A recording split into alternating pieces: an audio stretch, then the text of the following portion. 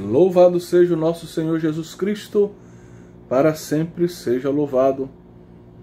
Vamos iniciar a nossa aula de soteriologia, invocando o auxílio divino em nome do Pai, do Filho e do Espírito Santo. Amém. Vinde, Espírito Santo, enchei os corações dos vossos fiéis e acendei neles o fogo do vosso amor. Enviai o vosso Espírito, e tudo será criado, e renovareis a face da terra. Oremos. Ó Deus, que instruístes os corações dos vossos fiéis com a luz do Espírito Santo, fazei que apreciemos retamente todas as coisas, segundo o mesmo Espírito, e gozemos sempre de sua consolação, por Cristo Senhor nosso. Amém. Glória ao Pai, ao Filho e ao Espírito Santo, como era no princípio, agora e sempre. Amém. Nossa Senhora de Nazaré, rogai por nós. Em nome do Pai, do Filho e do Espírito Santo. Amém. Bom, queridos alunos e alunas, na última aula nós introduzimos o tema desse nosso curso, do Tratado de Soteriologia. Falávamos na última aula da importância do conceito de mediação. Falávamos um pouco dos fundamentos bíblicos desse conceito e também do modo com o qual Agostinho e Tomás de Aquino viram, digamos, o papel de mediador de nosso Senhor Jesus Cristo. Finalmente falamos da semelhança que existe entre a noção de mediação e a noção de sacerdócio, e também da relação que existe entre mediação de Cristo e vida trinitária. Hoje nós vamos concluir esse primeiro capítulo introdutório do nosso curso com alguns pontos muito interessantes. O primeiro é uma tentativa que nós encontramos na teologia contemporânea, e o nome de Karl Rahner aqui é muito importante, de tentar apresentar a mediação de Cristo no horizonte daquilo que se chama teologia transcendental. Aqui eu gostaria de remeter para os alunos e alunas que seguiram o meu curso de Cristologia. Eu lembro que nós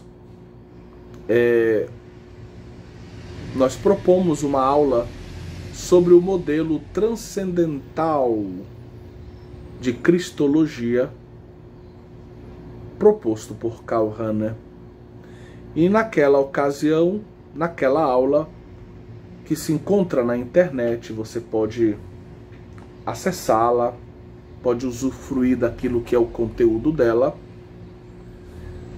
nós falávamos um pouco mais dessa reviravolta antropológica proposta por Karl Rahner. Ele tenta construir a sua teologia a partir do homem e usa um adjetivo transcendental na sua reflexão, que por um lado, e aqui vamos dizer, talvez não seja o ponto mais forte do seu discurso, mas por um lado aponta para a tradição clássica, especialmente a que eu me refiro à teologia medieval, a noção de transcendentais divinos, ou seja, Deus que é bom, uno, belo e ao mesmo tempo verdadeiro, mas ao mesmo tempo também dada a influência do idealismo alemão no seu pensamento, além de Heidegger, mas a gente pode incluir também Kant e Hegel como filósofos que influenciaram muito o seu pensamento. Karl Rahner também usa essa noção de transcendental à luz do pensamento de Kant. Ou seja, o homem, de certa forma, traz dentro de si, dentro do seu intelecto, digamos assim, uma estrutura de pré-compreensão das coisas, certo? Ou seja, de certa forma, o homem traz dentro dele tudo o que é necessário para conhecer tudo aquilo que ele verá ao longo da sua vida, tanto natural quanto sobrenatural, já que aqui falamos de teologia. E Karl Rahner, então, ele aborda o tema da mediação de Cristo à luz dessa sua teologia transcendental. De tal modo que a missão mediadora de Cristo se encontra, de certo modo, no homem, ou encontra, melhor dizendo, encontra, de certo modo, no homem, um horizonte de pré-compreensão. Ou seja, o homem traz dentro dele uma espécie de estrutura que lhe permite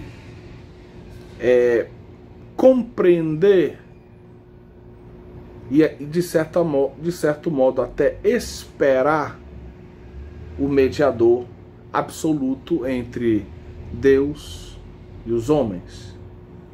Porque, como vai recordar Karl Rahner, a existência humana se baseia na intercomunicação que pertence, digamos, que faz parte da vida humana na sua concretude, que o acompanha por toda a vida. A vida humana, vamos dizer, nos insere em uma rede inumerável de mediações. Então, entre a nossa vida e o pão que chega à nossa mesa para que nós o comamos, existem as mediações. Alguém foi comprar o pão, alguém precisou trabalhar para ter esse dinheiro, alguém fez o pão, alguém trouxe o pão. Ou se fizemos em casa, alguém nos ensinou a fazer o pão. Alguém nos deu ou nos vendeu utensílios para fazermos o pão. Alguém alugou a terra na qual nós plantamos o trigo para, digamos, produzirmos o necessário para o pão. Alguém nos vendeu o óleo de azeite para fazermos um bom pão, e assim por diante, né? Podemos pensar do ponto de vista da genética, podemos pensar, digamos, numa perspectiva econômica, social, familiar. Nossa existência está inserida numa teia, né, de relações aonde nós experimentamos muitas mediações. Então a experiência da mediação faz parte da nossa vida. A gente quer algo do nosso pai, a gente pede ajuda para nossa mãe, para que a nossa mãe converse com o nosso pai e nos ajude a obter o que nós queremos dele. A gente precisa, às vezes, de um advogado que seja uma espécie de mediador dos nossos interesses junto a um tribunal para que a gente possa obter a justiça que a gente deseja, por exemplo. E assim por diante. Um professor é, de certa forma, um mediador entre algo que eu não conheço e a minha pessoa, né? Então eu estou interessado em conhecer algo ou aprofundar meus conhecimentos numa determinada área, eu contrato um professor, ele vai ser um mediador entre aquele conhecimento que eu não tenho, que foi produzido por outros, por químicos, por físicos, e a minha pessoa, e assim por diante. Então o homem, ele se vê desde o início, né? Desde que ele toma ciência, desde que ele toma consciência da sua existência, ele se vê inserido, segundo Karl Rahner, nessa complexa rede de intercomunicação, onde ele experimenta profundamente, de um modo muito vital, diria, figuras de mediação, de mediações, médicos, advogados, meu patrão e assim por diante. Um padre que é mediador entre Deus e a minha pessoa, certo?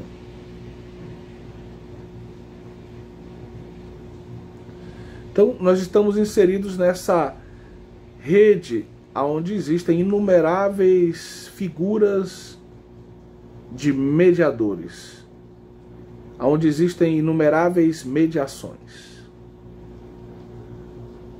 Isso desde que nós nascemos, desde que nós tomamos consciência da nossa existência.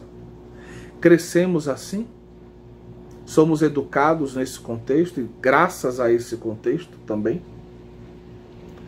E a nossa vida, ela se realiza, a gente poderia dizer, na medida em que a gente se abre a essa realidade.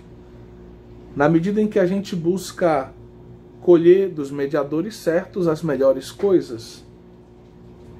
Na medida em que a gente também, com a formação adequada, a gente também encontra o nosso lugar na sociedade, de certa forma se torna um mediador entre por exemplo, eu sou um vendedor, entre os maravilhosos produtos de uma certa indústria farmacêutica e os homens que precisam cuidar da sua saúde. Ou os maravilhosos produtos de uma empresa que produz, de uma indústria que produz calçados e pessoas que precisam se calçar, precisam andar elegantes, né? Precisam estar confortáveis quando andam de um lugar para o outro. E aí a gente vende os bons produtos. Aqui em Belém do Pará, por exemplo, que são produzidos lá em Santa Catarina, lá em São Paulo. Então, nesse processo entre a indústria e a pessoa que compra o seu sapato, existem mediações também. Eu posso encontrar o meu lugar nisso, eu posso comprar uma loja e ser um mediador, né, de produtos de qualidade para pessoas que precisam de conforto ou de um certo tipo de vestimenta e assim por diante. E na medida que nós vamos encontrando o nosso lugar, nós vamos nos abrindo a também ser mediadores para os outros e, ao mesmo tempo, usufruirmos das mediações dos outros.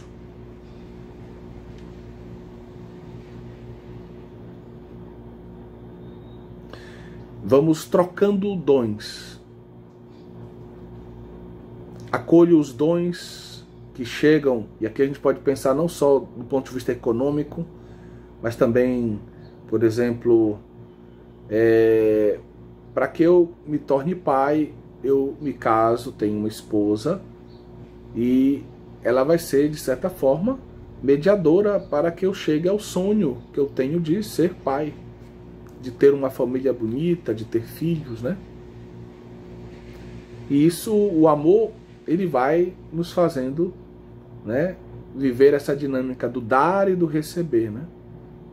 Nós recebemos o dom do outro, e damos o dom da nossa vida, do nosso carinho, do nosso tempo, do nosso trabalho aos outros também. Então a vida humana, ela é marcada por essa intercomunicação, por essa teia de relações, aonde muitas vezes fica clara essa presença, ficam claras essas presenças importantes de mediações. Do ponto de vista político, do ponto de vista econômico, do ponto de vista familiar, do ponto de vista religioso também. Sempre segundo Karl Rahner, que vai sendo apresentado por Bernard Sesbue, seu colega, seu co-irmão jesuíta, o amor humano se insere nessa experiência humana de interconexão. Essa experiência é mais ou menos perfeita, deixa a desejar às vezes, chega a ser muito nobre em outras ocasiões. E essa experiência que nós fazemos, que é tipicamente humana, ela nos faz compreender que todas essas relações, elas postulam a existência de uma relação absoluta, de uma relação que sustenta todas as outras relações na existência.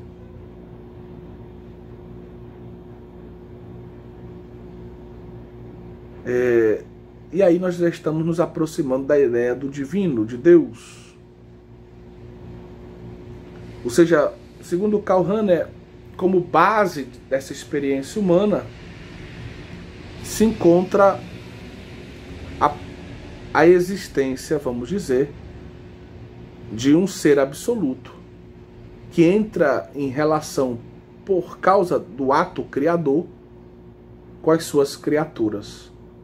E todas as relações criaturais, ou no ponto de vista do homem, sociais, humanas, elas vão encontrar a sua base na existência desse ser absoluto que entrou em relação com as suas criaturas.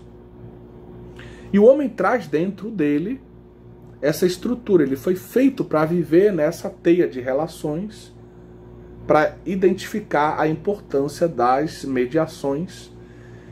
E essa estrutura do homem faz com que ele entenda que deve haver uma relação que seja a relação maior, a mais importante, a relação absoluta. Deve haver um ser que é absoluto, cuja relação conosco é a relação mais importante, que sustenta tudo o que existe.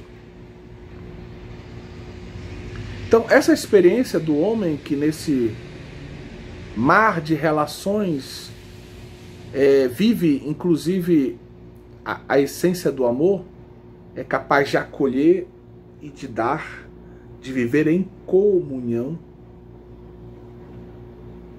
com o outro, faz com que o homem compreenda que é possível ter uma relação como essa absolutamente perfeita.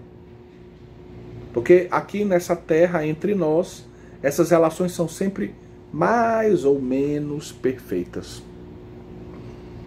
As pessoas nos enganam, as pessoas nem sempre correspondem ao que esperamos. As pessoas falham, mentem, não têm paciência como nós gostaríamos que tivessem, e assim por diante. Então, por isso, as nossas experiências aqui são sempre um pouco imperfeitas, ou muito imperfeitas. Mas essa estrutura do homem faz com que ele compreenda que se ele foi feito para esse horizonte de relações, deve existir uma relação absoluta, perfeita, com um ser que seja, evidentemente, da mesma ordem, perfeito, absoluto. Não é que eu estou defendendo o meu ponto de vista, atenção. Eu estou só tentando apresentar, junto com usando, digamos assim, o raciocínio de Bernard Sesbue, na sua obra Jesus Cristo, o Único Mediador, que nós apresentamos na aula passada, o volume número 1, o pensamento de Karl Rahner. Então, de certa forma, esse horizonte de pré-compreensão do homem, essa estrutura do homem que foi feita para viver desse modo, como estamos vivendo, parece postular e quase diríamos exigir que exista uma relação com o ser perfeito.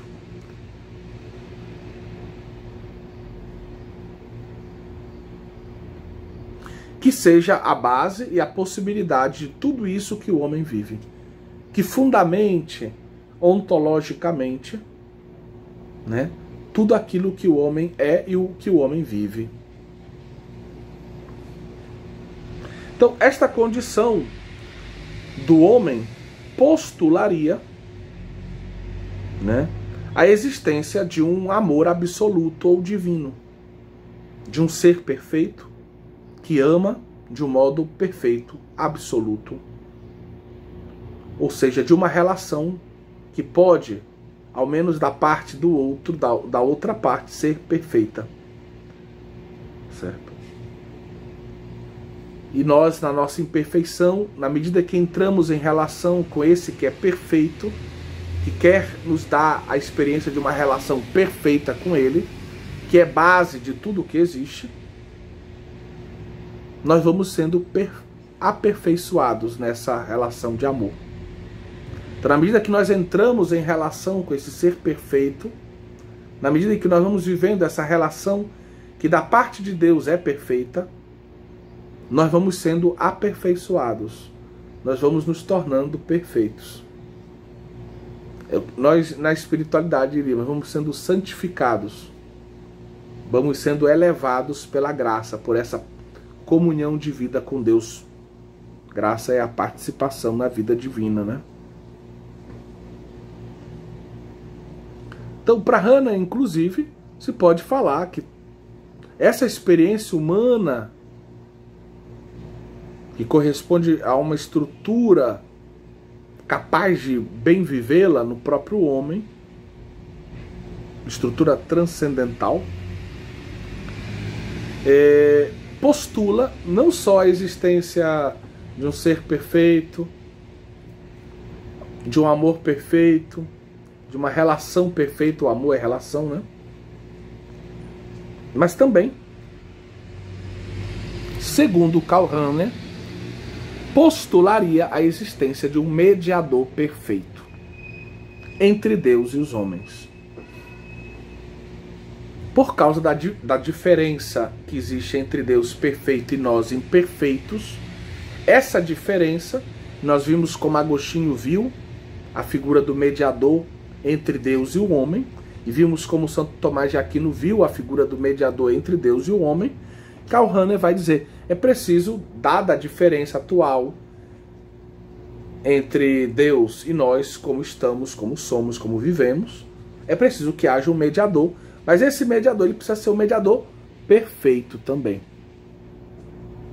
Não é um mediador entre tantos, é um mediador perfeito que corresponda ao ser perfeito, que corresponda ao amor perfeito, que corresponda à relação perfeita, que corresponda a esse processo de aperfeiçoamento do nosso próprio ser.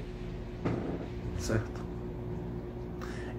E aí ele tenta justamente a partir desse postulado, dessa ideia de que a nossa estrutura postularia a existência de um mediador perfeito, ele então entra no discurso sobre Cristo. Esse mediador perfeito seria Jesus Cristo. Mas bem, vou ficar por aqui.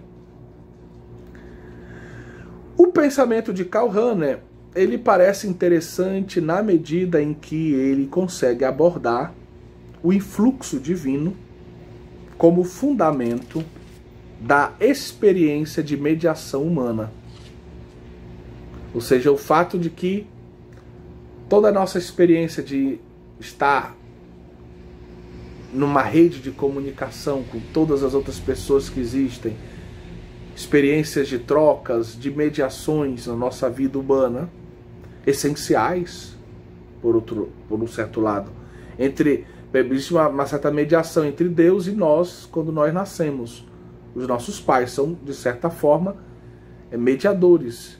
O amor deles deveria ser um amor mediador entre o Deus Criador e a minha existência criatural. Então, Por um lado, Karl Rahner, ele tenta explicar que é preciso um ser absoluto, um amor absoluto, uma relação absoluta para fundamentar a nossa existência estruturada para isso, para uma vida conectada a uma rede de, digamos assim, de relações, aonde existe uma imensa quantidade de mediações importantes de várias ordens na nossa vida, como já dissemos. Por outro lado, essa ideia de que essa experiência humana, onde as mediações humanas são muito importantes, que isso postularia um mediador perfeito entre Deus e o homem, não é que tenha tanto consenso assim. Então, analisando, digamos, o pensamento de Karl Rahner, tentar chegar à figura de um mediador absoluto, Jesus Cristo, a partir da estrutura transcendental do homem, parece muito pobre. O horizonte transcendental do homem parece muito pobre. Parece insuficiente, é o que muitos dizem. O ideal, sem dúvidas, para a teologia não é partirmos do homem para chegarmos a essa ideia de um mediador absoluto, perfeito entre Deus e os homens, mas parece realmente necessário recordarmos que a nossa fé cristã, bem como a judaica, nasce de uma revelação. É preciso voltar para o horizonte tradicional da experiência da história da revelação. Nós sabemos que somos pecadores e que precisamos de salvação, e sabemos que Deus enviou seu Filho, que se fez carne, e que é o mediador entre o céu e a terra, entre Deus e os homens, o único mediador, o Salvador, aquele que reconciliou o homem ferido pelo pecado com o Deus Todo-Santo, porque tudo isso foi revelado. Então Karl Rahner, ele tenta escapar do horizonte da revelação para fazer uma teologia do baixo, né? A partir do homem, da experiência do homem, da estrutura do homem. Mas se por um lado ele parece ter um certo sucesso em dizer que é preciso um ser, um amor, uma relação absolutos que possam, vamos dizer, fundamentar a nossa existência nessa rede de relações, essa nossa existência relacional, a nossa experiência com as mediações que compõem a nossa vida natural e até a nossa vida sobrenatural. Por outro lado, a ideia de que entre esse ser perfeito e nós, que seja necessário um mediador absoluto, essa ideia não goza de tanto consenso. Tá bom? Então ela é bem, não parece tão bem elaborada, né? Mas estamos apresentando porque é um pensador importante e alguns tentam, dentro do discurso soteriológico, construir uma soteriologia a partir da própria experiência humana, né? Uma soteriologia, vamos dizer, de tipo transcendental. Esse transcendental tomado à luz do pensamento de Karl Rahner. Uma outra ideia importante nós encontramos a semelhança que existe entre o conceito de mediação e o conceito de reconciliação.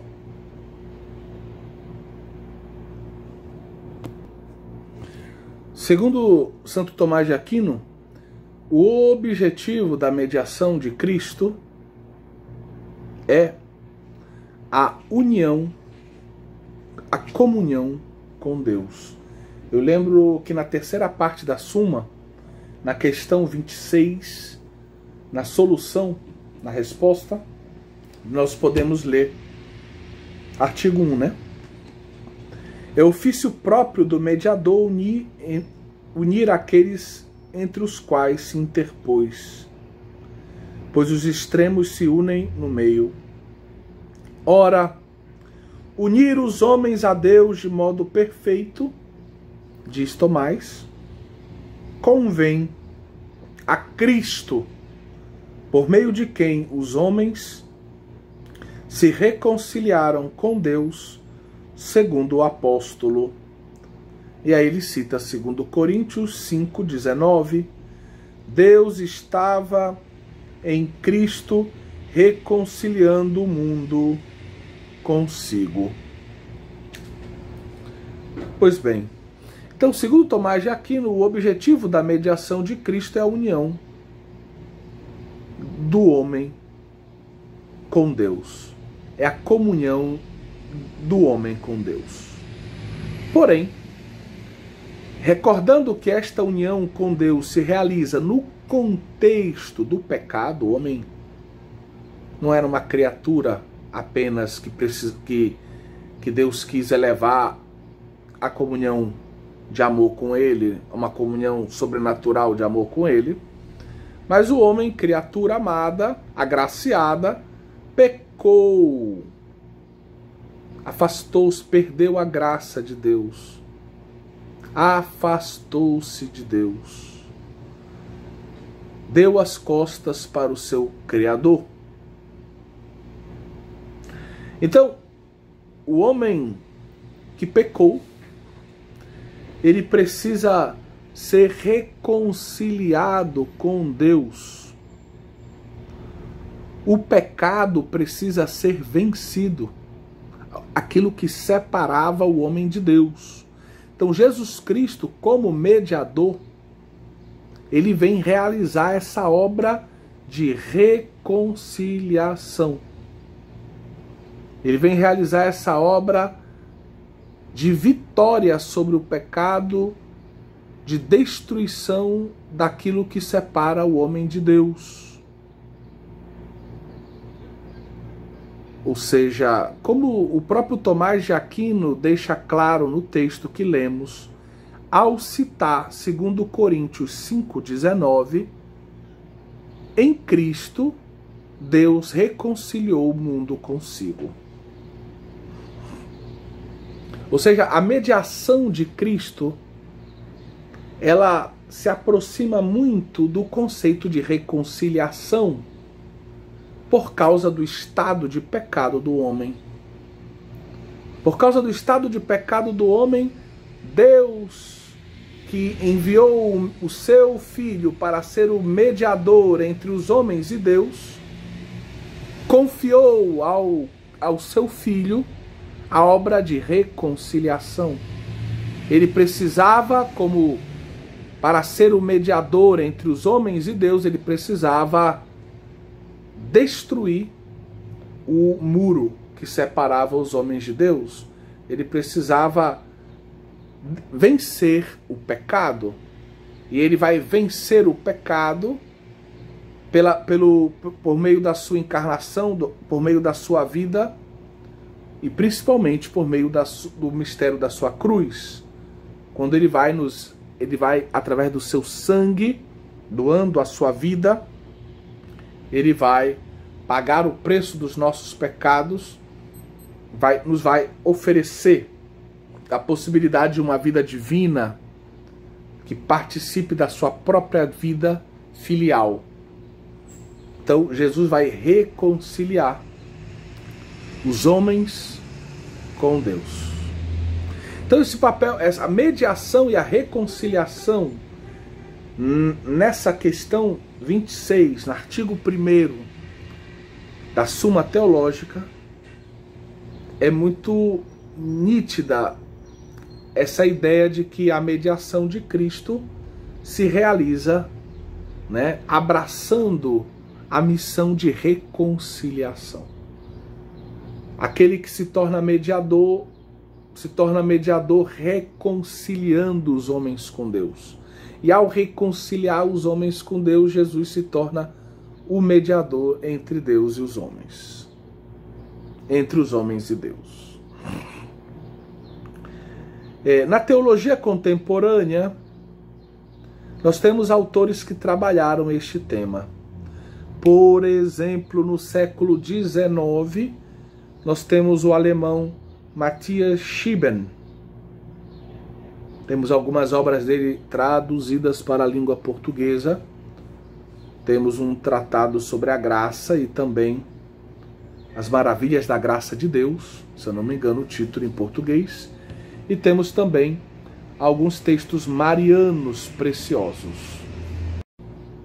Pois bem, em Matthias Schieben e em outros autores, a gente nota na teologia contemporânea que as expressões mediador entre Deus e os homens e reconciliador do mundo com Deus são vistas como sendo praticamente expressões equivalentes, quase como se fossem sinônimas. E aí a gente gostaria de citar nesse ponto Karl Barth, esse teólogo calvinista que escreveu uma dogmática que se alinha do mesmo modo que estamos citando entre aqueles que defendem ou apresentam a mediação de Cristo como equivalente ou praticamente equivalente ao seu papel, à sua missão de reconciliador, reconciliação. O que a gente nota na teologia contemporânea, e principalmente nos autores, vamos dizer, protestantes, como, por exemplo, em Karl Barth, é que, enquanto o conceito de mediação parece, vamos dizer, valorizar mais o papel da humanidade do mediador, como nós vimos em Santo Tomás de Aquino, Jesus Cristo é o mediador graças à sua humanidade. E vimos que a mesma ideia, de um modo diferente, se encontra em Agostinho. A tradição católica, Jesus Cristo é apresentado como mediador, né? E se valoriza bastante a humanidade de Jesus. Foi porque Deus se fez homem que ele pôde realizar, né, tomar, vamos dizer, o papel de mediador. Como homem, ele tem algo para recordar o que São Tomás de Aquino diz, algo que o diferencia de Deus e algo que o diferencia da humanidade. Enquanto homem, a natureza que ele assumiu o diferencia de Deus. Enquanto homem é todo cheio da graça, santo, na sua santidade, ele se diferencia do restante da humanidade. Por isso ele pode ser um bom mediador, unir os extremos, não sendo igual aos extremos, tendo algo de diferente entre os extremos, tendo algo de diferente para cada um dos dois extremos, Deus e os homens, como acabamos de explicar. Então, o conceito clássico de mediação, ele valoriza muito a humanidade de Jesus. Especialmente na tradição católica, isso é bem claro. Já no protestantismo, e através do protestantismo, isso chega também em certos âmbitos da teologia católica, se nota às vezes uma valorização muito grande, às vezes se deixa de lado até o papel de mediador e se usa como se fosse sinônimo, como nós explicamos, a expressão Jesus Cristo é o reconciliador entre o mundo e Deus. Só que o modo com o qual o protestantismo lê esta expressão, isso chega à teologia católica muitas vezes, não valoriza tanto a humanidade do Cristo. Bem na linha do pensamento de Lutero, que justamente aqui eu remeto à nossa aula sobre a Cristologia de Lutero, no nosso curso de Cristologia, bem na linha do pensamento de Lutero, se sublinha sempre o papel, a obra divina realizada por Cristo e se deixa de lado, se subestima ou se coloca, vamos dizer, na periferia da reflexão o aspecto, a contribuição da humanidade de Cristo à obra da redenção. Então, essa ideia de reconciliação, como a gente encontra, por exemplo, em Karl Barth, um famoso teólogo do século XX, amigo, né, por exemplo, de Hans Urs von Balthasar, uma grande figura, né? O suíço como von Balthasar, uma grande figura do pensamento teológico, vamos dizer, da segunda metade do século XX. E a gente vê em Karl Barth, em tantos outros teólogos, então, essa noção de reconciliação substituindo a noção clássica de mediação com esse porém.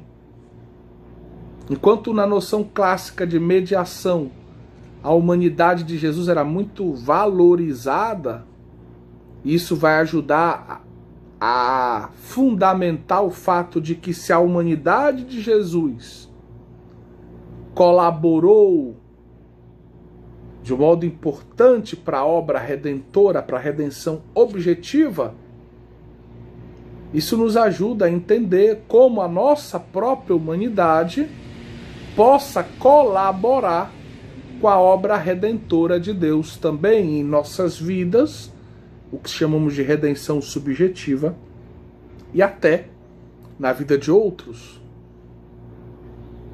E a gente pode então pensar nessa ideia de colaborar na redenção de outras pessoas, ou seja, ser uma espécie de mediador na obra redentora do Cristo na vida dos nossos irmãos, como padres, como pais, como irmãos que rezam uns pelos outros, que testemunham o Evangelho uns para os outros, de tantos modos, né?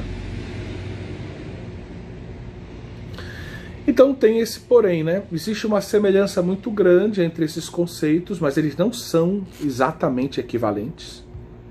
E existe o conceito de mediação, o conceito de reconciliação. Essa ideia já se encontra em Tomás, como a gente leu, na questão 26, da terceira parte da Suma, no artigo 1. Mas São Tomás, ele coloca a noção de reconciliação dentro, né, do seu discurso sobre mediação. Mas não é que ele esteja dizendo a igualdade entre essas duas realidades. E o que se nota na teologia contemporânea é que essas duas noções, essas duas ideias teológicas, elas são apresentadas quase como se fossem sinônimas, com a diferença que a mediação, pela sua história, pela sua, vamos dizer, tem uma tradição de valorizar muito mais a natureza humana de Cristo, o papel da natureza humana de Cristo na obra redentora, enquanto a reconciliação do mundo com Deus, como aparece no pensamento protestante e em vários autores católicos também, parece sublinhar muito mais, quase que esquecendo da natureza humana, o papel, né, a ação divina na obra de redenção, a ação divina na obra de reconciliação. Queremos agora também fazer uma pequena comparação entre a noção de mediação de Cristo e a noção de sacramento de Deus. E esse termo sacramento de Deus vai nos levar lá na antiguidade de novo a Santo Agostinho.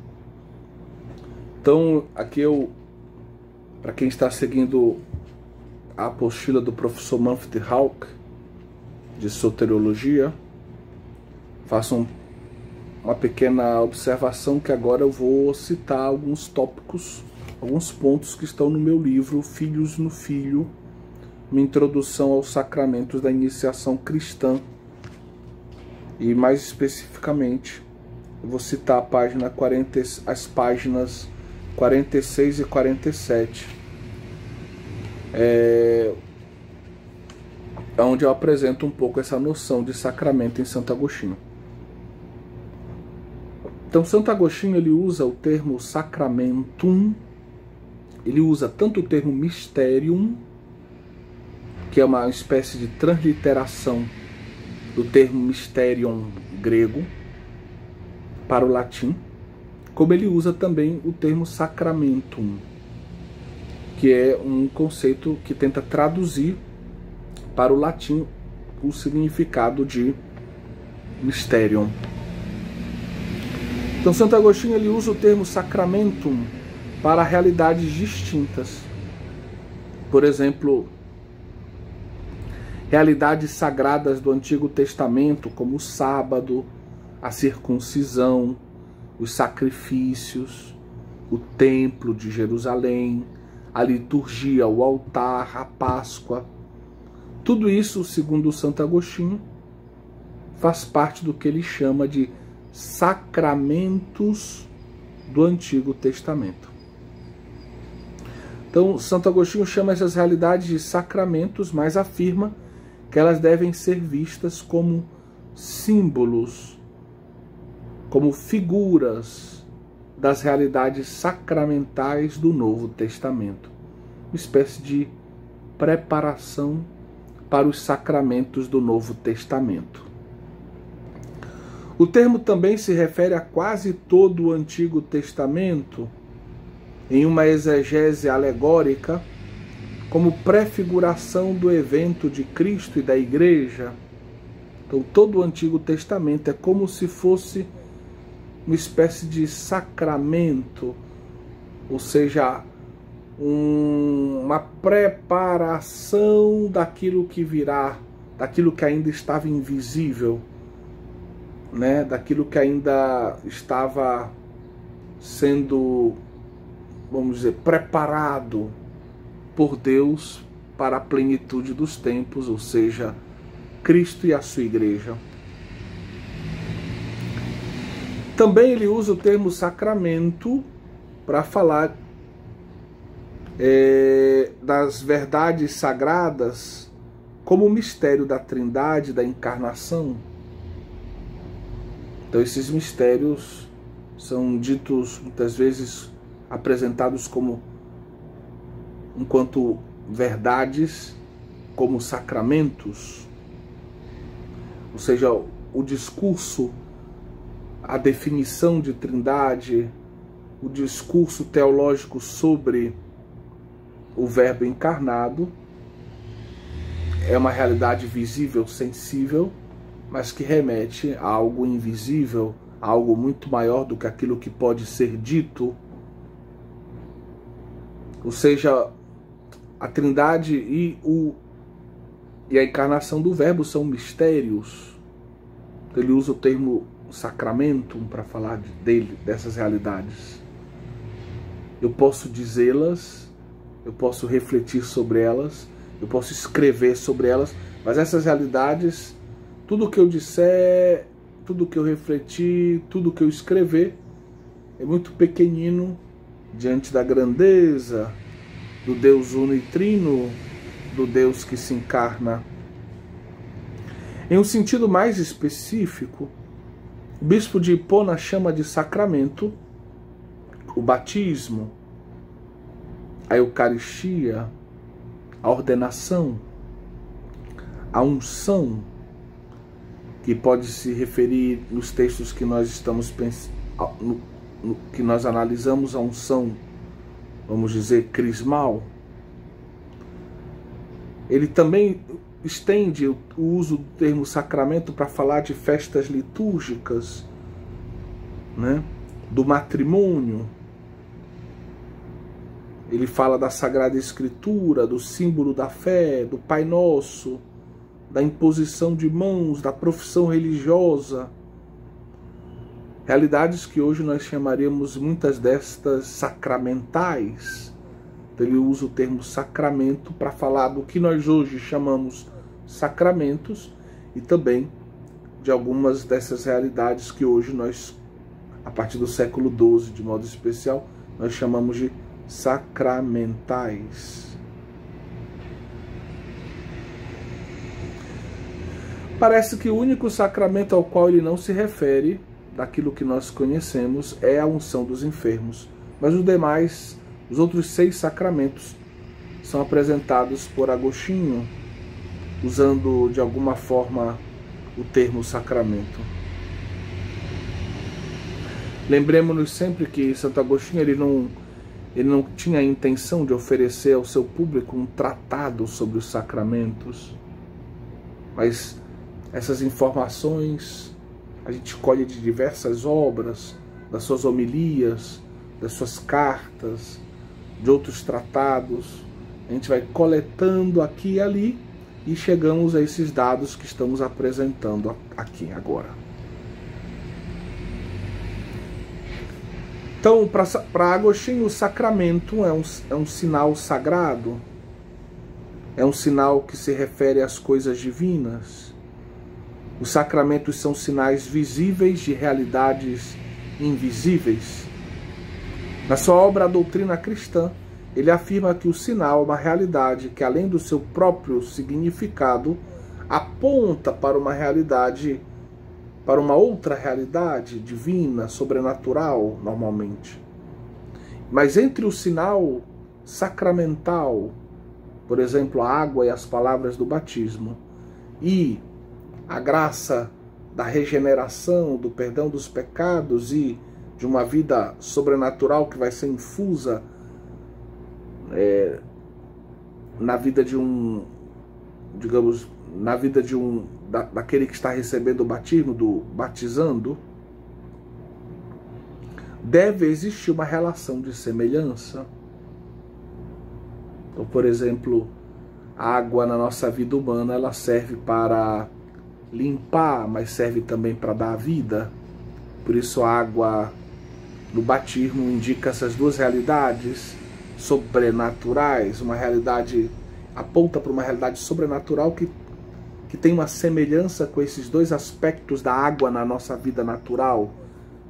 Lava a sujeira e dá vida. É necessária para a vida. Realmente a graça do batismo lava o nosso pecado, purifica o nosso pecado, limpa o nosso pecado e dá a vida, uma vida sobrenatural, a vida divina. Então está aí a semelhança. Então, o sinal sacramental, segundo Santo Agostinho, ou simplesmente o sacramento, é composto de um elemento material e da palavra, a água e a palavra, para dar esse exemplo que nós já usamos. Essas duas realidades juntas, água e palavra, formam então o sacramento, constituem a forma visível do sacramento. Santo Agostinho escreve no comentário dele ao Evangelho de São João: se retirares a palavra, o que permanecerá além da água? Se acrescentares a palavra ao elemento, terás o sacramento. Então é preciso que as duas estejam juntas, palavra e a coisa, e o elemento, a água e a palavra. A res sacramenti vamos dizer, aquilo que o sacramento realiza, a coisa que o sacramento realiza, para Santo Agostinho, é concretamente o que acontece na alma, batizando. A alma do batizando experimenta a res do sacramento, né? A coisa mesma do sacramento, a graça do sacramento, nós diríamos, que é o evento pascal, perdão dos pecados e vida sobrenatural, ressurreição. Eu não vou falar aqui sobre a eficácia dos sacramentos, porque nesse caso aqui nos levaria um pouco longe e não é necessário para a nossa soterologia, tá bom? Mas Santo Agostinho ele reflete também sobre a questão da eficácia sacramental e coloca as bases daquilo que na Idade Média vai ser chamado ex opere operato, ou seja, que os sacramentos são válidos na medida em que se usa a matéria, a fórmula, a forma e também e se tem as intenções necessárias, né? Então ele coloca as bases para essa doutrina que, como tal, é medieval. E aí tem uma passagem sempre do comentário dele ao Evangelho de São João que ele diz, explicando isso: batize Pedro, é Cristo quem batiza. Batize Paulo, é Cristo quem batiza. Batize Judas, é Cristo quem batiza. Ele está escrevendo contra os donatistas e vai nos ajudar a entender então que se houver o ministro, se usar a fórmula, se usar a matéria, mesmo que ele seja um donatista, um herético, o batismo é válido. Não precisa depois rebatizar alguém que tenha sido batizado entre os donatistas quando volta à Igreja Católica. Bom, feita essa introdução, vou agora levar em consideração aquilo que Bernard Sesboué apresenta no seu livro Jesus Cristo, o Único Mediador.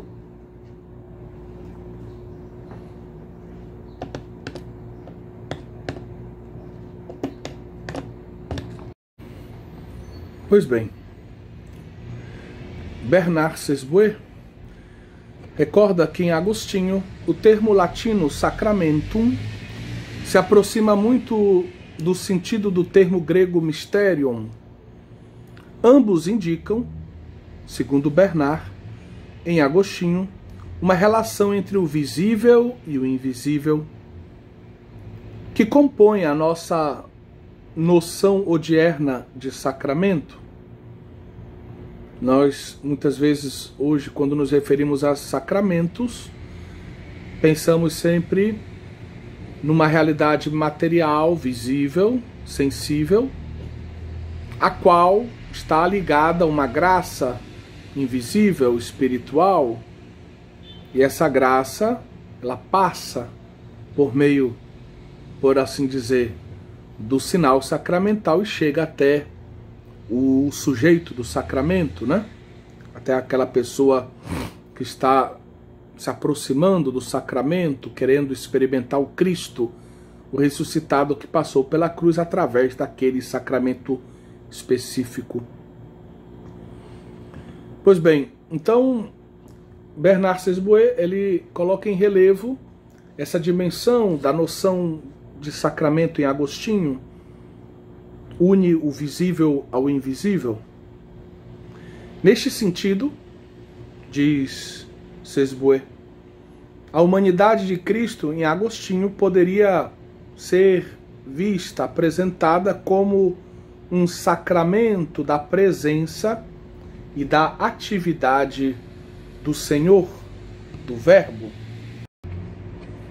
Santo Agostinho chega a se referir a Cristo como sacramentum divinitatis et humanitatis Christi, como sendo, vamos dizer, ele se refere a Cristo como o sacramento da divindade e da humanidade de Cristo, ou seja, o mistério dessa divindade que assume a nossa humanidade na pessoa do Verbo. E aqui a gente começa a perceber que Agostinho ele vai timidamente relacionar. Ele vai timidamente relacionar, digamos, o mistério do Verbo encarnado aos sacramentos da Igreja. No mistério do Verbo encarnado nós temos algo visível, a humanidade dele, e algo invisível, a divindade. Nos sacramentos da Igreja nós temos algo visível, a matéria e a palavra, e temos algo invisível que passa por essa reze sacramental, né? Que é a graça de Deus. Então Santo Agostinho ele vai começar a relacionar Cristo, a estrutura do Cristo com a estrutura dos sacramentos, de modo tímido. Essa ideia vai ser aprofundada em Santo Tomás de Aquino, certo? Então, voltando para a frase que nós, da expressão de Agostinho que se refere a Cristo, Sacramentum Divinitatis et Humanitatis Christi, nesse sentido, a humanidade de Cristo poderia ser apresentada como uma espécie de sacramento da presença e da atividade do Verbo, né? Nas suas confissões, nos recorda Sesboi, nas suas confissões, Santo Agostinho escreve, né? Mas que grande mistério, ele usa o termo sacramentum, contém aquelas palavras, o Verbo se fez carne. Está se referindo a João, capítulo 1, versículo 14.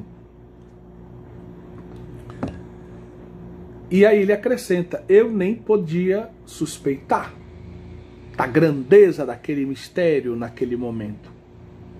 Eu ainda não entendia toda a riqueza, a profundidade do mistério contido naquelas palavras do Santo Evangelho. Porém, Santo Agostinho vai compreender paulatinamente que o sacramento é um termo que dificilmente a gente consegue traduzir, nós diríamos intraduzível. É o que está oculto em uma coisa visível, né? O sacramento propriamente dito, digamos assim, seria aquilo que nós não conseguimos ver. Existe uma realidade visível, sensível, mas ela não é a realidade mesma do sacramento, a realidade mais profunda do sacramento. A realidade mais profunda do sacramento é invisível. Por isso é difícil traduzir o termo sacramento, segundo Agostinho. E essa realidade invisível, ela se torna presente e eficaz através da parte visível, a partir da água e das palavras do batismo. A graça batismal se torna presente e eficaz na vida de um batizando.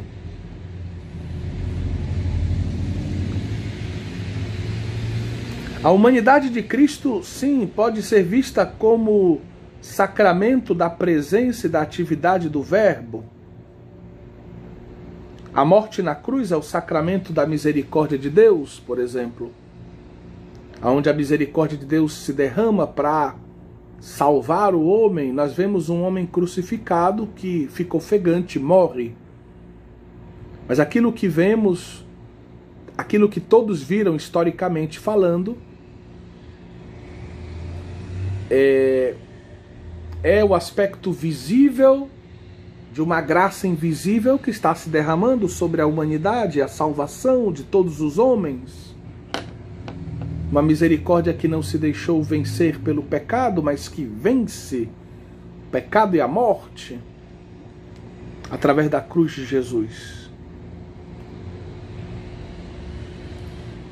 Então a cruz de Cristo, Cristo crucificado, poderia ser apresentado como o sacramento da misericórdia de Deus nesse aspecto, nesse modo de ver de Agostinho. Através dele, Deus nos dá a vida sobrenatural, o perdão e a vida sobrenatural. No sacramento nós vemos e não vemos. Vemos uma certa dimensão do sacramento, a parte visível, e não vemos aquilo que é, digamos, o núcleo do sacramento, o invisível, que é a parte mais importante.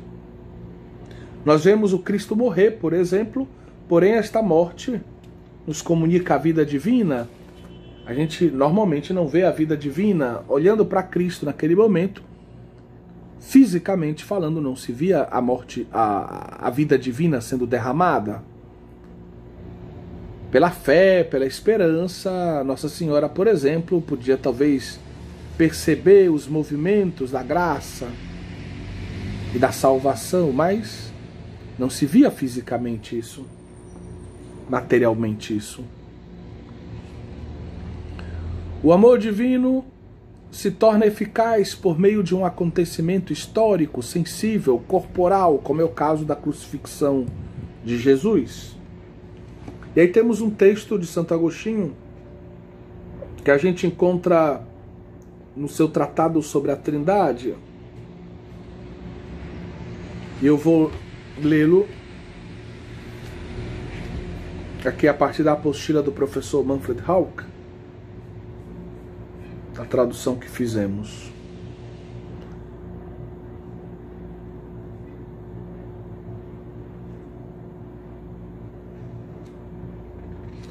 Portanto, a nossa dupla morte,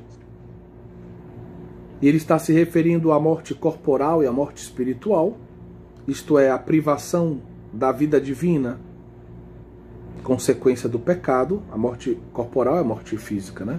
E a morte espiritual é essa perda da vida divina, que é uma consequência do pecado. O nosso Salvador aplica a sua única morte. A sua única morte serve para curar a nossa dupla morte, a morte física e a morte espiritual,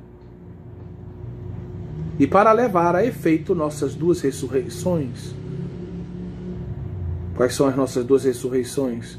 A ressurreição espiritual e a ressurreição física, que há de vir ainda. Ele antepôs e propôs como sacramento e exemplo a sua única ressurreição. Ou seja, com a sua morte, ele cura as nossas duas mortes. Com a sua ressurreição, ele nos dá como efeito, como graça, duas ressurreições. Revestido, porém, da carne mortal, e morrendo apenas como homem, e como homem ressurgindo, ele não pode morrer como Deus, nem ressuscitar como Deus. Ele morre e ressuscita enquanto homem. Sua única morte ajustou-se à nossa dupla morte. A sua única morte, entenda, ele é humano e divino. Então a morte de um Deus que se fez homem tem um efeito salvífico, vai nos livrar da dupla morte do homem, a morte física e a morte espiritual, a morte física e a morte espiritual do homem. Visto que nela se realiza o sacramento do homem interior e o exemplo do homem exterior. Pois bem, nós tínhamos dito que em Agostinho a gente percebe que ele intui, ele começa a elaborar essa ideia teológica de que existe uma relação entre Cristo e os sacramentos, ou seja, de semelhança, de analogia. Ou seja, a estrutura de Cristo, de alguma forma, ele é Deus e homem, de alguma forma essa estrutura ela está presente, ou ela inspira, ela deve ser a luz com a qual a gente compreende a estrutura dos sacramentos, que também são realidades visíveis e invisíveis, realidades onde se une o visível e o invisível, assim como em Cristo temos uma dimensão visível à sua humanidade para os homens na história, e também algo que se esconde, digamos, aos sentidos, algo que é invisível aos olhos dos homens, a divindade de Cristo. Certo? Mas Tomás de Aquino vai aprofundar bastante essa ideia teológica, muito mesmo. E ele vai retomar a linguagem agostiniana e vai justamente propor que a estrutura dos sacramentos seja entendida à luz da estrutura ontológica do Cristo, ou seja, da cristologia. Então, nos sacramentos, né, nós temos o quê? Uma graça invisível que se une, por assim dizer, pelo querer do Cristo, ela se faz presente e se torna eficaz através de um sinal sacramental. Esse sinal sacramental, ele significa a palavra e a matéria que é, digamos, escolhida, que foi escolhida por Cristo para que o sacramento se realizasse. Então nós temos nessa ideia aqui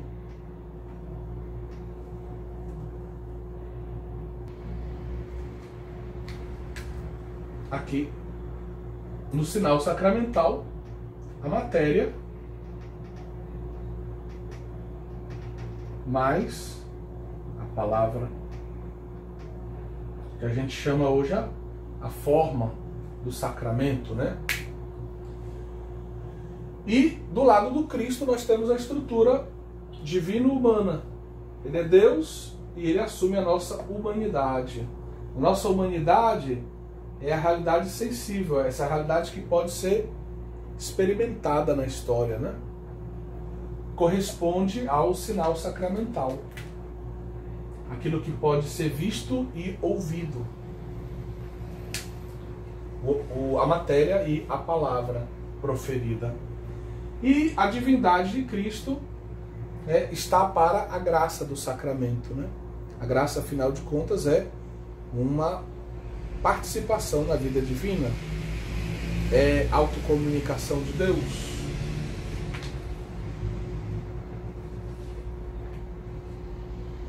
Assim como na união hipostática, essa união da humanidade assumida pelo Verbo, essa humanidade assumida pelo Verbo, ela vai ser, digamos, santificada e vai se tornar também santificante.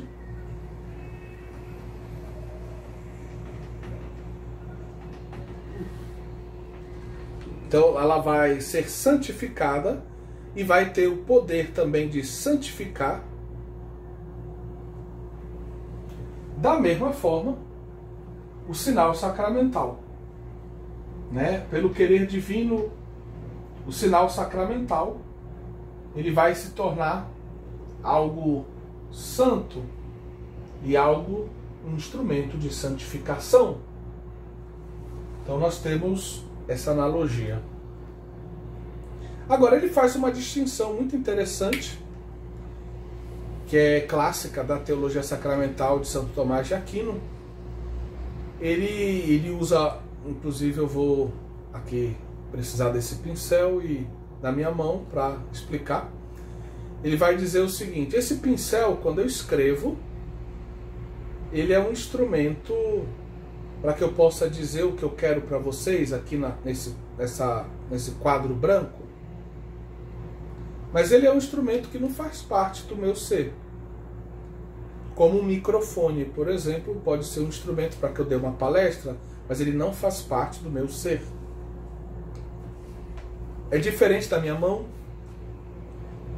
A minha mão eu também uso para escrever, mas ela faz parte do meu ser, do meu corpo, da minha humanidade. Faz parte do meu ser humano. E ele vai dizer então que no Cristo, em Jesus Cristo, nós temos dois tipos de instrumentos Nós temos a própria humanidade de Jesus, é um instrumento que Santo Tomás de Aquino chama de instrumentum conjunctum, algo que faz parte do ser de Cristo. É um instrumento que faz parte do ser do Verbo que assumiu a nossa humanidade. Mas ele vai dizer, os sacramentos também são instrumentos de Cristo, porque através dos sacramentos Cristo se torna presente e operante na vida da igreja. E através dos sacramentos Cristo age. Então os sacramentos também são instrumentos de Cristo. Os sacramentos, de certa forma, participam dessa, vamos dizer, dessa instrumentalidade da humanidade, que foi santificada e se tornou santificante.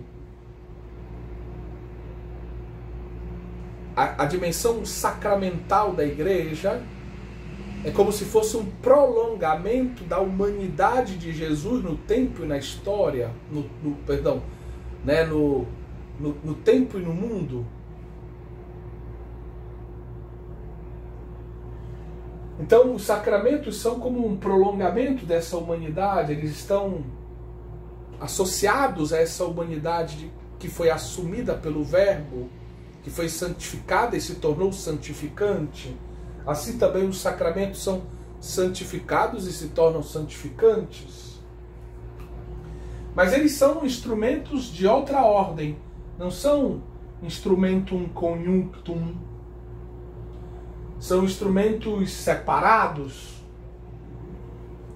É como se eles fossem a caneta e a humanidade de Jesus fosse a mão.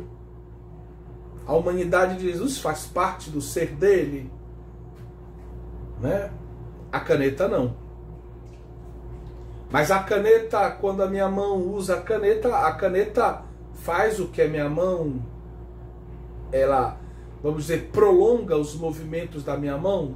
São os movimentos da minha mão que, com a ajuda da caneta, vão escrever o que é necessário nesse quadro branco. Então essa caneta simbolizaria, por assim dizer, os sacramentos. Através deles eu escrevo e comunico o que eu quero para vocês. Através da caneta, né, eu comunico o que eu sei para vocês, por exemplo. Através dos sacramentos, Jesus se torna presente na igreja e comunica o seu amor, a sua santidade, a sua vitória para os seus discípulos. Então, os sacramentos são instrumentos separados, mas a humanidade de Jesus é como essa ideia da mão ou do meu braço. Faz parte de mim. Eu preciso usá-lo para escrever e transmitir por escrito o que eu quero transmitir para vocês agora. Espero que tenha dado para entender. Essa ligação entre Cristo e os sacramentos indica como a mediação de Jesus deve concretizar-se na comunidade visível da igreja, como Cristo instituiu a igreja para que ele continue presente na terra entre os homens. A igreja é lugar da sua morada, lugar da sua presença e da sua ação salvífica. E os sacramentos são, por assim dizer, instrumentos pelos quais Cristo se torna presente, o Cristo ressuscitado, vitorioso, que passou pela cruz, se torna presente e atuante na vida da igreja. Né? Esse Cristo que é o mediador, ele se torna presente na igreja e atuante, levando salvação, movimento ascensional e descendente, anabático e catabático, para todos os homens através da igreja.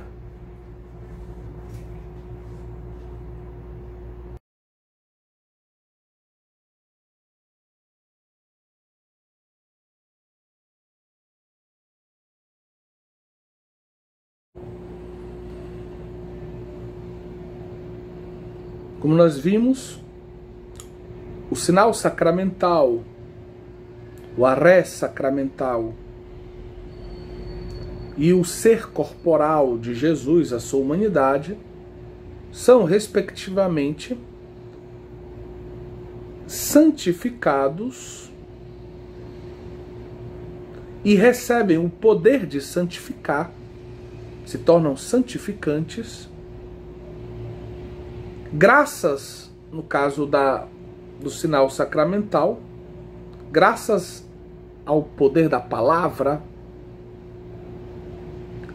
de Deus, da palavra de Cristo. Isto é o meu corpo, este é o cálice do meu sangue, ou eu te batizo, em nome do Pai, do Filho e do Espírito Santo.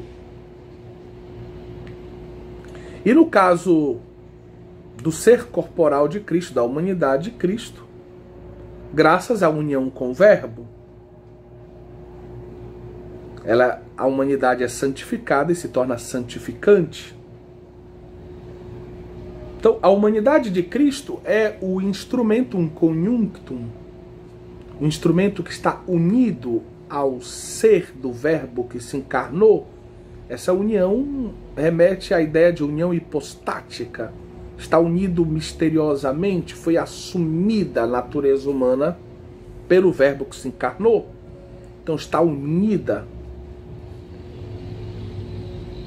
à divindade na pessoa do Verbo. Enquanto os sacramentos são os instrumentos separados, como nós dizíamos, Cristo é ao mesmo tempo sinal e a causa da nossa salvação. Ele é sinal e causa. Mas é causa de um modo duplo.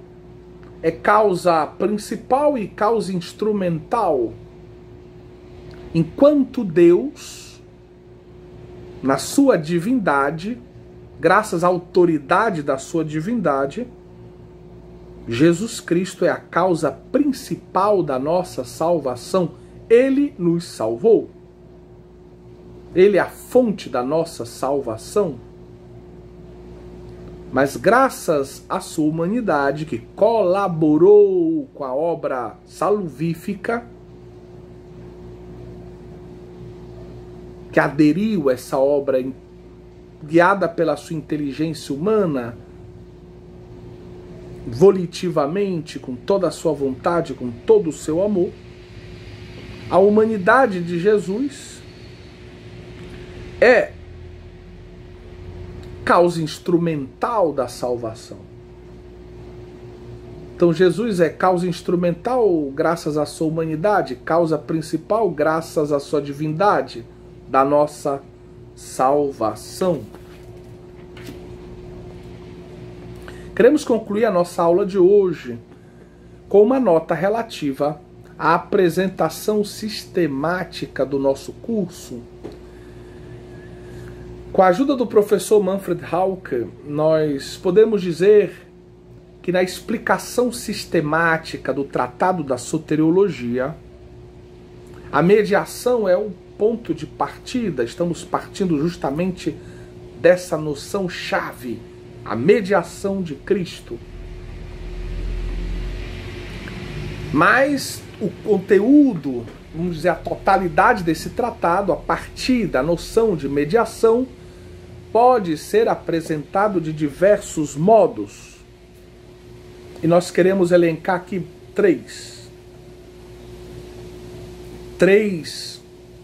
modalidades de organização do conteúdo do Tratado da Soteriologia.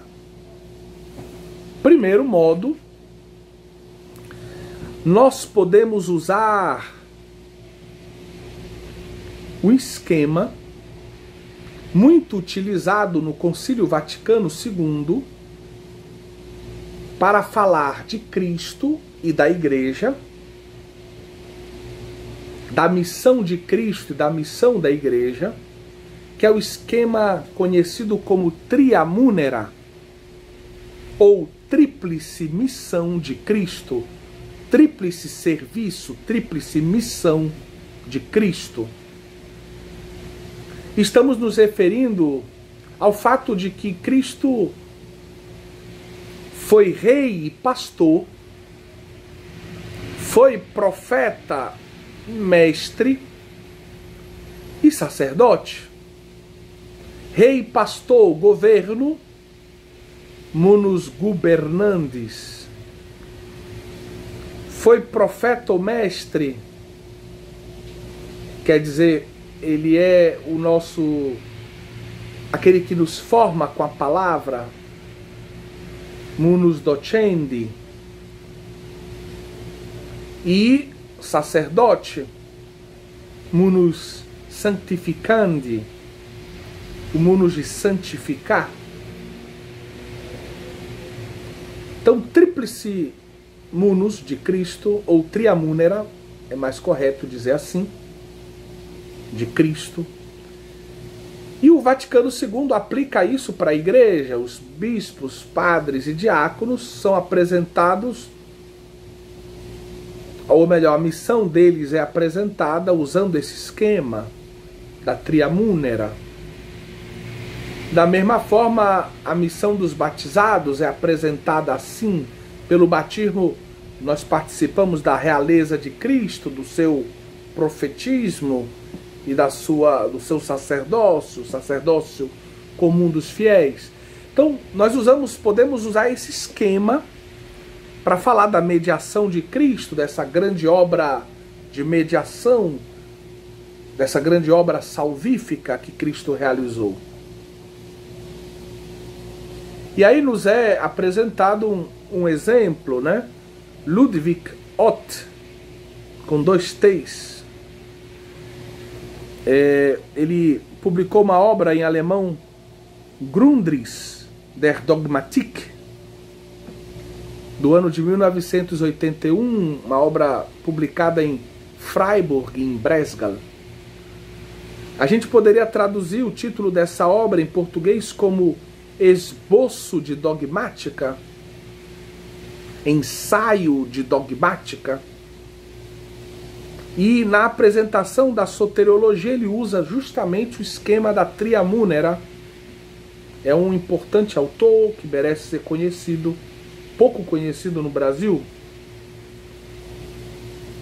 Uma segunda forma de abordar o tratado da dogmática, da soteriologia, é descrever o conteúdo da mediação com as noções de mediação descendente e mediação ascendente. Ou seja, o mediador fica entre Deus e os homens, o Cristo, e existe um duplo movimento, movimento que desce, movimento que sobe, movimento descendente, ascendente, descendente catabático, ascendente anabático. Este esquema já aparece de um certo modo, ainda não perfeitamente elaborado, nos escritos de Irineu de Lyon.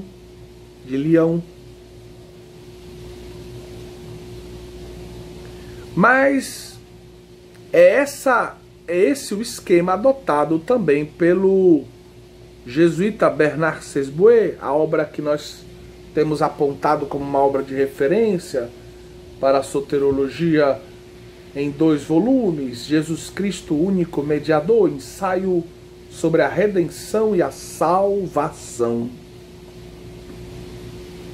E no primeiro volume, ele usa exatamente essa estrutura.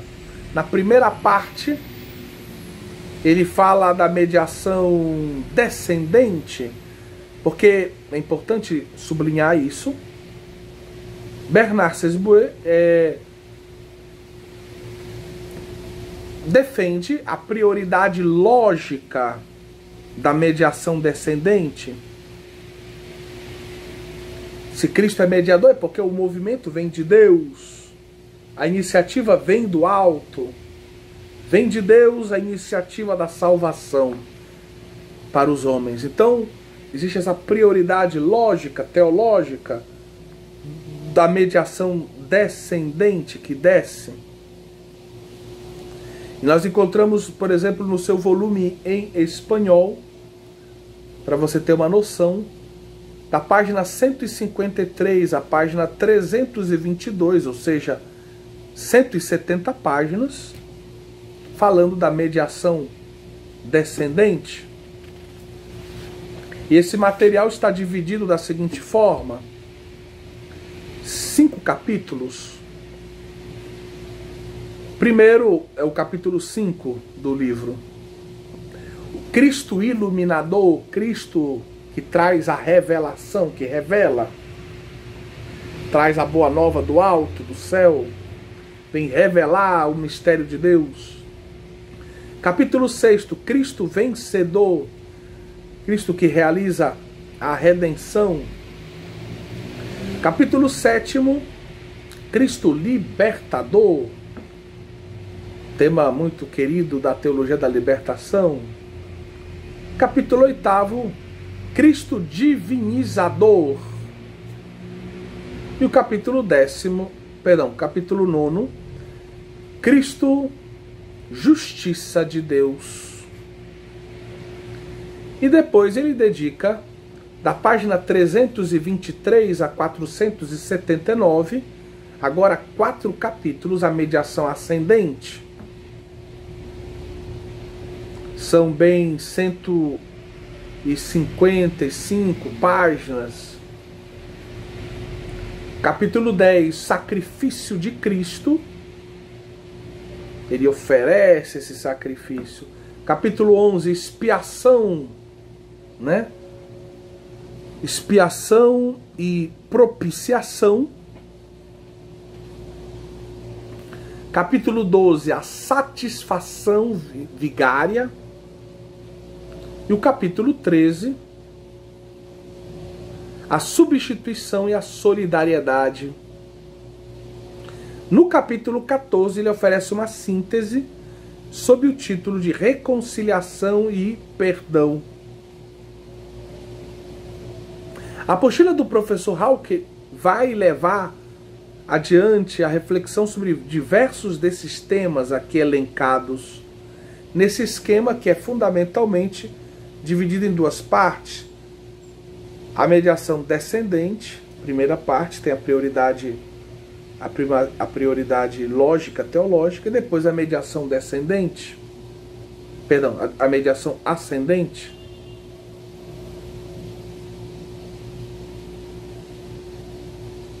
Mas ele não vai se limitar ao esquema do Bernard Sesboué. Um terceiro esquema possível é um esquema mais narrativo, que segue a ordem dos eventos salvíficos. A encarnação, o nascimento de Jesus, a apresentação no templo, a fuga para o Egito, a vida escondida em Nazaré, o batismo no Jordão e assim por diante. É um esquema mais narrativo que segue a ordem dos eventos salvíficos. Um exemplo típico desta modalidade de abordagem nós encontramos na Soteriologia da Suma Teológica de Tomás de Aquino, na qual o Aquináter parte da encarnação até chegar ao juízo final, mostrando em cada mistério da vida do Cristo quem é Cristo e o que Cristo veio fazer por nós, veio nos salvar. Chamamos este esquema também de mistérios da vida de Jesus Cristo. É uma expressão que se torna famosa na teologia a partir do século XVI, com Francisco Soares, jesuíta, comentador de Santo Tomás de Aquino. Esse esquema se encontra também na cristologia, né? Na apresentação do mistério de Cristo no Catecismo da Igreja Católica. Então são esses os 3 esquemas.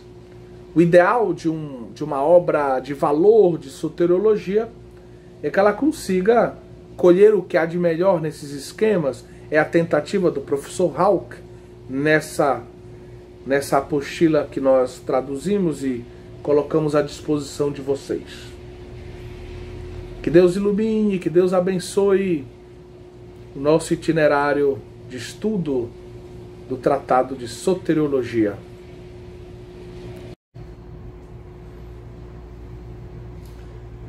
Então estamos aqui com o esquema que apresenta os 3 modos que nós podemos utilizar para apresentar o Tratado da Soteriologia. O primeiro esquema é o da Triamúnera, que usa essa imagem, né, de um Cristo que é ao mesmo tempo rei, sacerdote e mestre, ou seja, esses 3 ofícios de Cristo que de um certo modo resumem a sua grande missão, esses 3 ofícios que correspondem à expectativa messiânica de Israel, que esperava um Messias sacerdote, um Messias rei, um Messias profeta, e Jesus é tudo isso. Então a gente pode entender a missão de Jesus à luz dessas 3 grandes tradições em Israel. Esse esquema da Triamúnera, literalmente, ele nasce na Cristologia e vamos dizer, o nome que está na origem dele é João Calvino, sim, o pai do calvinismo. Depois, esse esquema acaba entrando também na teologia católica, no âmbito não só da cristologia, mas também da eclesiologia, como nós explicamos.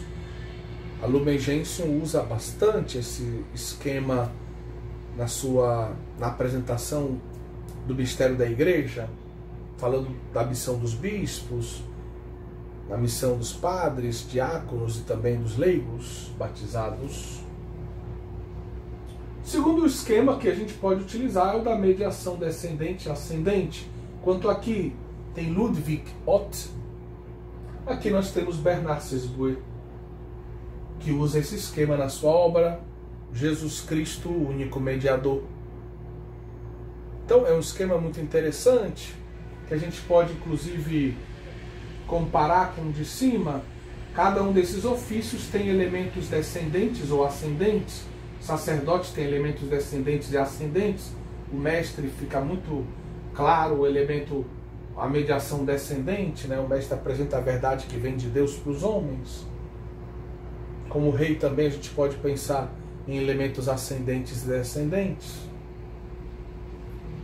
E, finalmente, o terceiro esquema, que seria um esquema mais narrativo, seguindo um pouco a ordem cronológica dos eventos da vida do Cristo.